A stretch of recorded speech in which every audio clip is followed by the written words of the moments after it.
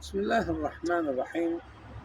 وعن عبد الله بن مسعود رضي الله عنه أنه قال: ينبغي لحامل القرآن أن يعرف بليله إذا الناس نائمون، وبنهاره إذا الناس مفطرون، وبحزنه إذا الناس يفرحون، وببكائه إذا الناس يضحكون، وبصمته إذا الناس يخوضون، وبخشوعه إذا الناس يختالون.